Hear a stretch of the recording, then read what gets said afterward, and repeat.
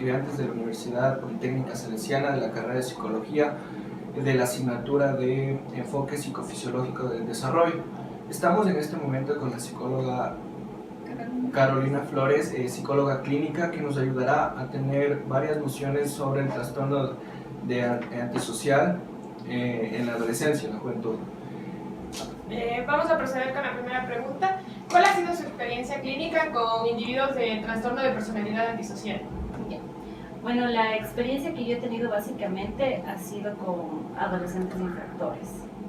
En el caso del género femenino más que varones, ¿sí?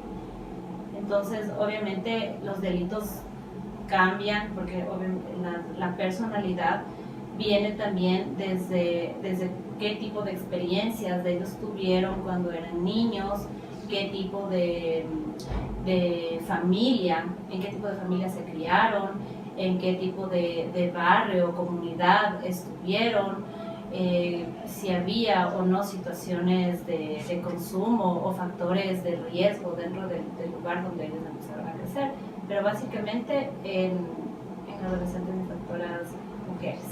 ¿A qué corriente está encaminado su tratamiento? A ver, yo me formé con el cognitivo-conductual, sin embargo soy integrativa. Todo depende del paciente, todo depende de la persona. Una técnica que funciona para unos no funciona para todos, ¿sí? Y también tienes que ver la situación del coeficiente intelectual. Para que una persona, la cognitivo-conductual es más avanzada, a veces está más larga y es a veces tienen que contarte lo que te dicen, tienes que contarte el problema con puntos de detalles, comas y cosas así. Entonces yo también manejo lo que son técnicas de programación neurolingüística, EMDR, hipnosis, relajación profunda, y depende del paciente básicamente. Entonces soy integrativa. Entonces, usted aplicaría varios métodos dentro de la terapia o dentro de su práctica, o sea, varios tratamientos, técnicas. Exactamente. Y también, y claro, y como estamos hablando de adolescentes, que es obvio y importante el entorno, también se trabaja desde lo que se dice los de sistemas familiares, sistemas de su entorno. Sí, bueno, obviamente en mi práctica yo siempre trabajo con una trabajadora social. Ya, la trabajadora social hace la investigación de la familia, del lugar, del contexto físico donde se encuentra la adolescente en este caso, y también hace terapia sistémica donde yo asisto en puntos ya emocionales, ¿ya? Entonces, sí, básicamente eso es lo que sería. ¿Nos podría explicar cuál ha sido el caso con mayor realce que usted ha tenido durante toda su carrera? A ver, tuve ustedes tienen que saber que también la personalidad antisocial al principio es bastante manipuladora, ¿no es cierto? Ellos dicen lo que quieren, lo que queremos escuchar nosotros los psicólogos o las personas de la comunidad en general, ¿ya?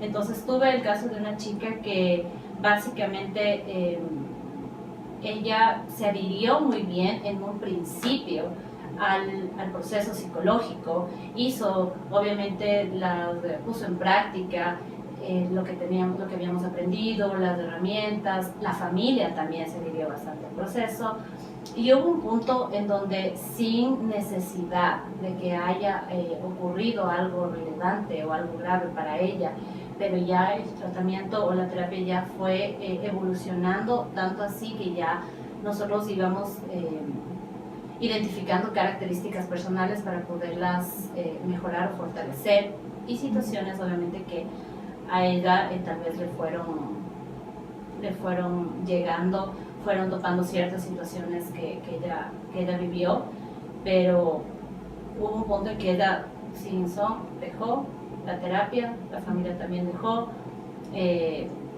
Son personas que después de que han conseguido lo que necesitaban en ese momento, vuelcan todo el trabajo, ¿sí? Vuelcan el trabajo tal vez de los profesionales, y ahí es cuando también el profesional a veces se pone en duda y dice, ¿realmente hice bien? ¿Qué hice mal? Pero es básicamente parte del trastorno. Ahí eso es lo que el profesional tiene que tener muy claro. que lo que nosotros hicimos, lo que nosotros investigamos, lo que nosotros logramos, es hasta el punto donde realmente ellos lo permitan y la familia, en este caso el adolescente también, se involucre, ¿ya?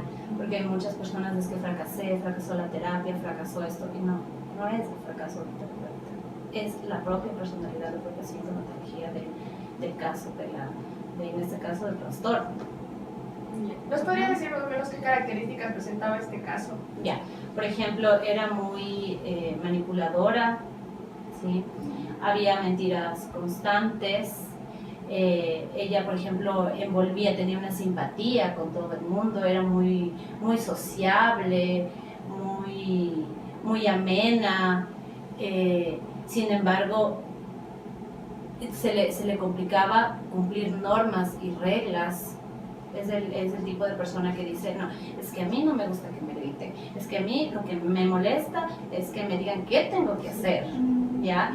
Entonces ella lo veía como una situación de fortaleza, ¿ya? Pero obviamente era por la dificultad que ella tenía para cumplir horarios, para cumplir normas, para cumplir reglas. Era una persona también que los compromisos que los realizaba teníamos que volverlos una y otra vez a recordarlos, a volver a firmar actas, a volver a trabajar con ella, porque no cumple los acuerdos, se le dificulta mucho cumplir su palabra, cumplir los acuerdos, ¿sí? Aparte de eso, era muy violenta, muy impulsiva, era una persona también que estaba a la defensiva, todo se lo tomaba personal, sin necesidad de que sea para ella, ella reaccionaba porque ya pensaba que la gente quería hacerle daño. Sí, quería hacerle daño, era muy hostil, poca empatía prácticamente ante las situaciones de los otros. Había siempre un justificativo de por qué reaccionó agresivo, por qué no es que tal persona, porque me buscó, porque no pensó, porque no sabe mis sentimientos, mis emociones. Entonces obviamente era la poca empatía que tenía y a la vez se podría decir nada o poco remordimiento por los daños que él hacía, ¿sí? Es que se lo buscó, es que hubo otra cosa, siempre era el argumento de la justificación, ¿ya? Eso le encantaba correr riesgos, le encantaba la adrenalina, las cosas nuevas, ¿sí? Las cosas nuevas. Siempre ella quería como superar los miedos, superar las situaciones donde le decían, no, pues ahí estaba ella, yo sí puedo, yo voy a lograrlo, y que la gente le admire, ¿no es cierto? A pesar de todo lo que... Y el correr riesgos también incluía el consumo, también incluía tener una vida sexual desordenada, también incluía tener varias parejas sentimentales que todos estén pendientes o halagándole a ella, ¿sí? Y a todos prácticamente ella los tenía contentos, pero sin pensar en que estaba rompiendo los corazones, estaba haciendo daño a los sentimientos de una persona, ¿sí? Era así. ¿Qué más? Es la falta de consideración, no son pacientes realmente agradecidos por lo que hacemos cuando ellos necesitan, ¿sí? En el momento sí hay gracias, usted es la mejor, me escucha y nos hidrata, ¿no es cierto? Y cuando ya consiguen, bueno, yo pude, yo hice sola, yo aquello, muy poco considerados, pero es normal en ellos, ¿sí? Es normal. Con respecto, volviendo a lo de correr riesgos, a las cosas nuevas que a ella le gustaba, dentro de los tratamientos que se ocuparon, ahí también fue canalizar esa curiosidad que ella tenía en situaciones nuevas para involucrarle en cosas que ella jamás había hecho, ¿sí? Como el caso de ponerle, ella logra ahora pues un proyecto laboral donde está vendiendo pinchos, ¿ya? Y está obteniendo dinero de la venta de los pinchos y ya no está delinquiendo para obtener dinero. Cuando ella, por su imagen, por su personalidad, ¿cómo yo vender pinchos? Jamás, qué vergüenza. Pero como es algo nuevo, entonces es algo que ella nunca vivió. ¿Te gustan los retos? Pues entonces cuando te dijeron que no los pinchos, pues ahora sí. Entonces ir como por eso, ¿no? Le dices no, pero ahí está, ¿ya? Entonces como que cambiar la manera el lenguaje que nosotros profundizamos con ellos para que hagan realmente lo que a ellos les va a beneficiar, ¿sí? Dependiendo de las características, porque ustedes saben que el psicólogo nunca dice lo que el paciente tiene que hacer, simplemente le ponemos opciones, le desarrollamos los recursos personales que tiene cada uno y de ahí empiezan ellos prácticamente a tomar sus propias decisiones con la canalización de la situación. Una pregunta, o sea, ¿es difícil identificar este tipo de trastorno en cualquier persona? No es difícil, no es difícil. Básicamente, tú ya te puedes dar cuenta cuando se le dificulta cumplir normas, reglas, cuando la palabra, los compromisos no los cumple, la poca empatía que tiene, la irresponsabilidad, ¿sí? Que generan, la agresión ante situaciones muy pequeñitas. Ellos reaccionan agresivas, son violentos, las constantes mentiras, mienten una y otra vez, la impulsividad, la falta de consideración o aprendizaje inclusive de las consecuencias negativas que ha generado su comportamiento. Y ustedes saben que nosotros tenemos que ver la frecuencia y la intensidad. Entonces, no es que porque una persona me metió ya es antisocial. Cuánta frecuencia tiene en su actuar, cuánta intensidad ocasiona con su comportamiento.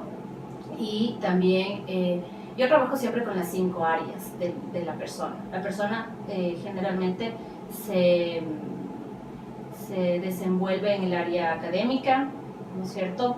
Les puedo hacer aquí para que tengan un poquito más de claridad. Entonces nosotros nos desenvolvemos en ¿cuántas áreas les dije? 5, ¿cierto?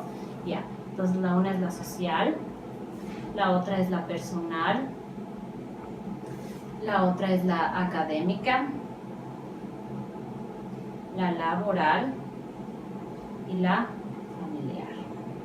Ustedes saben que las características de una persona o de personalidad, ¿sí?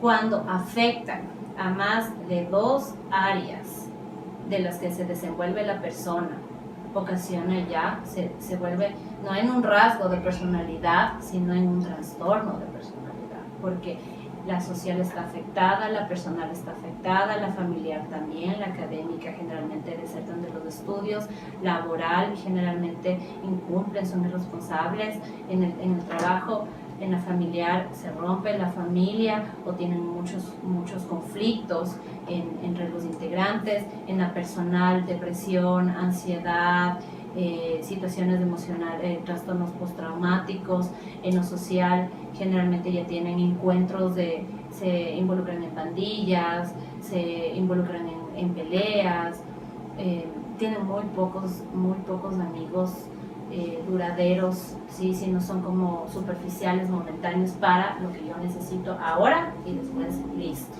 ¿sí? En esas personas ustedes no van a escuchar yo tenía un compañero, un amigo de cuando yo tenía 5 años, 7, 10, no, porque son muy inconstantes, son muy superficiales tanto en las relaciones de pareja como en las relaciones de amistad, ¿ya? Entonces ustedes deben identificar que cuando ya en las 5 áreas ya hay problemas, ya es un trastorno, porque involucró en todos. No es solo en lo personal que podamos trabajar en eso, o no es solo en lo social, ya está dentro de las 5 áreas. Y una pregunta, es el trastorno y también, ¿eso provoca también en las personas que busquen culpables, o sea, en los adolescentes que busquen un culpable, o si aceptan la culpabilidad de algún error que hayan cometido? A ver, como te dije en un principio de la terapia, porque es difícil que lleguen a terapia, las personas que tienen este trastorno no llegan por su propia voluntad, generalmente, o porque cayeron en algún detenido, les privaron de la libertad, o porque están completando, yo que sé, labor social, o porque sus padres los llevan, o porque están en alguna institución. Pero el momento en que creas la empatía, porque con un adolescente es el rapport, también tienes que crear, ¿no es cierto? Verle un lugar donde a él le guste, donde él se sienta cómodo, tal vez no tan formal de que a ver, siéntate, dime qué te pasó, no, hablar de otros temas, de empezar hablando, yo que sé, de qué le gusta, ¿no es cierto? ¿Cuáles son tus actividades favoritas? ¿Qué te gusta? La música, inclusive. Yo trabajo mucho con ellas con la música que les gusta. Entonces, mientras estamos conversando, le pongo la música que le gusta, o videos, empezamos a dibujar o a leer algo que le gusta, y de ahí ellas poco a poco empiezan, ¿no es cierto? Y obviamente con adolescentes no somos papás para decirles malo hiciste, ¿por qué hiciste esto? Esto no se hace, no. Definitivamente juzgarles a ellos desde ahí, no adaptar. Y mijito, todo va a estar bien, cosas así, difícil con los adolescentes. Con los adolescentes uno tiene que ser más fresco, más auténtico también, ¿sí? Porque ellos identifican mucho y son muy observadores de si tú finges, no finges, de si tú estás en el rol de castigador o estás en el rol de que solo quieres sacar información, sino ser más espontáneo, más fresco. Entonces yo hago el ambiente con ellos, y quieres un chicle, y te gustan los chocolates, mira, tengo esto, y la música, todo eso, y a veces me río de los chistes, hablo a veces con palabras, pero hasta cierto punto con palabras que ellos utilizan cuando se comunican o se expresan entre pares, y eso a ellos les va dando confianza y van contándote y te van diciendo poco a poco. Siempre hablo también del principio de confidencialidad de todos los datos, de la información que ellos otorgan, y que esto queda entre nosotros, no porque los papás vienen yo voy a contar las cosas, sino que ellos firman, y en cualquier momento de la terapia tienen totalmente la oportunidad de decir, sabes que hasta aquí o no. Les pongo un abanico de oportunidades para que ellos crean que ellos pueden elegir, ¿sí? No de que tú tienes que seguir decisiones o no. Tú puedes cuando tú desees, cuando tú quieras, si no me quieres contar, no me cuentes, te puedes quedar callada, pero sí te cuentan después, ¿sí? Porque tú te vuelves en una persona confiable para ellos y tienes que como que se llama calibrar. La calibración es inclusive la manera en que ellos se sientan o cómo se comportan. Tú tienes que parecerte un poco en eso, porque si él está así, tú no vas a estar así, ¿cierto? Porque ellos se sienten como intimidados, no van a estar así. Entonces calibras inclusive la forma en cómo se sienten, todos se sienten así, así. Y poco a poco vamos nosotros calibrando inclusive el lenguaje corporal, la posición, y todo va bien. Ya. Este trastorno, la terapia, ¿tiene un tiempo máximo? Que la terapeuta diga, sí, ya, siento que estás bien y puedes ya enfrentarte al mundo sola, o como ya nos explicó, depende mucho de la paciente y que diga hasta aquí y se acabó el tratamiento. Y ya, a ver, obviamente depende mucho si vamos a hablar de adolescentes. El adolescente aún sigue integrado a un sistema escolar, aún sigue integrado a un sistema familiar, y es como en la violencia. Si nosotros hablamos con la víctima y le damos todas las herramientas y sale de aquí súper feliz y motivada, y resulta que llega a la casa, está golpes, gritos, alcoholismo, drogadicción, por más de que, ¿no es cierto? Por más de que sea la mejor terapeuta o ella tenga toda la predisposición para el cambio y para el proceso, es complicado, ¿sí? Entonces, tiempo límite no hay, porque ellos pueden avanzar contigo 3 meses, 2 meses, 1 mes, 1 semana, 1 día. ¿Ya? La familia, el aporte, el soporte, donde ellos también vienen a trabajar con nosotros, los psicólogos, y las herramientas que nosotros les podemos otorgar, porque ellos se tienen que volver como coterapeutas y el conocimiento inclusive del trastorno, ¿sí? Y cómo lidiar con ciertas características, cómo lidiar cuando ellos se van de la casa generalmente, desertan de los estudios, y cómo inclusive el sistema educativo a veces también trabaja con nosotros, trabaja el sistema educativo, trabaja la familia y el adolescente. No te puedo decir, en mi experiencia, y yo no te podría decir que 10 sesiones, 12 sesiones han salvado esto o ha desaparecido esto, porque son pacientes que generalmente también ya vienen con un historial de consumo o de violencia o de abuso. No sé, ¿cuál cree que es el predominio entre hombres y mujeres? ¿Cuáles son los más propensos a...? Ya, los más propensos los varones. ¿Por qué motivos? A ver, primero, dentro de las estadísticas inclusive de cometimiento de delitos, que sabemos que no todos tienen la personalidad antisocial porque hayan cometido un delito, no es necesario que todos sean antisociales, ¿sí? Pero las estadísticas de privación de la libertad en adolescentes superan